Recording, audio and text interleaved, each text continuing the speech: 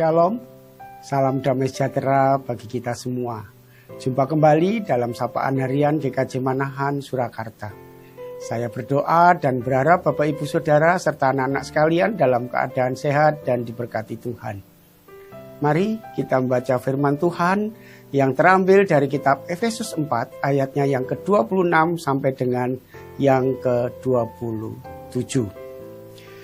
Apabila kamu menjadi marah, janganlah kamu berbuat dosa. Janganlah matahari terbenam sebelum padam amarahmu. Dan janganlah beri kesempatan kepada iblis.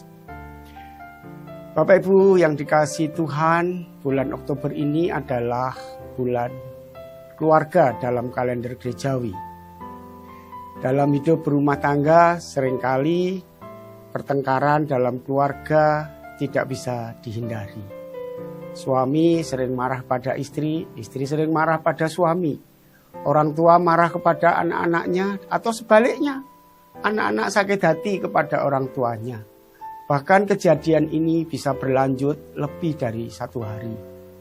Suami tidak menyapa istri tidak bertegur sapa dengan suami, demikian juga anak-anak tidak mau berbicara kepada orang tuanya, mengurung diri di dalam kamar seharian.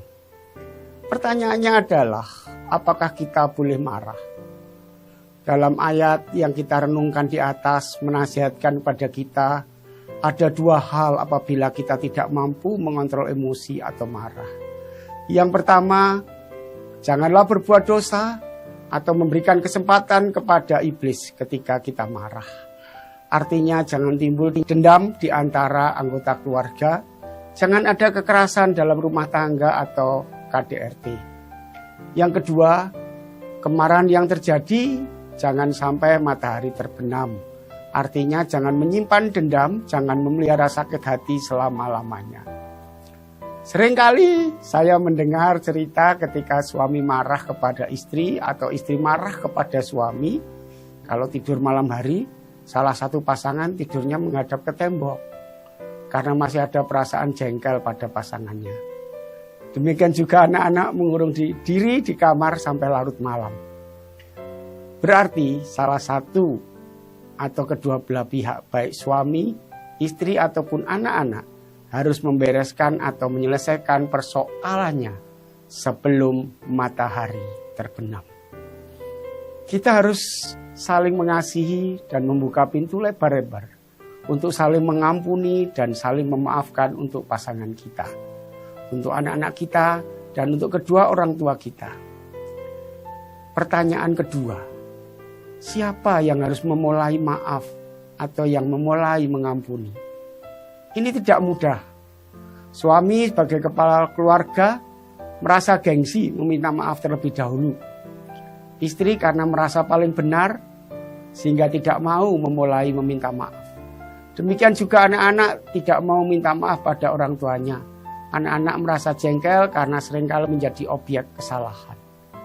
Lalu pertanyaannya, siapa yang harus memulai? Jawabannya adalah, yang harus memulai adalah orang yang merasa dirinya sebagai murid Tuhan Yesus Kristus.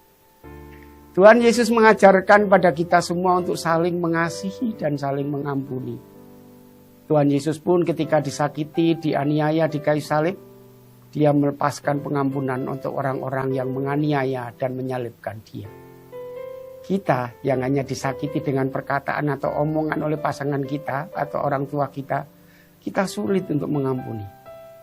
Dalam kitab Yakobus 1 ayat 19 sampai dengan yang ke-20, firman Tuhan mengatakan, "Hai saudara-saudara yang kukasihi, ingatlah hal ini. Setiap orang hendaklah cepat untuk mendengar, tetapi lambat untuk berkata-kata, dan juga lambat untuk marah.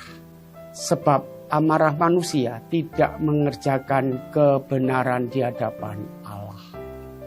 Demikian juga kalau kita membaca di dalam kitab Kolose 3 ayat yang ke-8 yang demikian. Tetapi sekarang buanglah semuanya itu, yaitu marah, geram, kejahatan, fitnah, dan kata-kata kotor yang keluar dari mulutmu. Kedua ayat tersebut mengajarkan kepada kita untuk selalu menggunakan kata-kata yang lembut dan saling mengampuni dalam keluarga dan dalam kehidupan kita sehari-hari.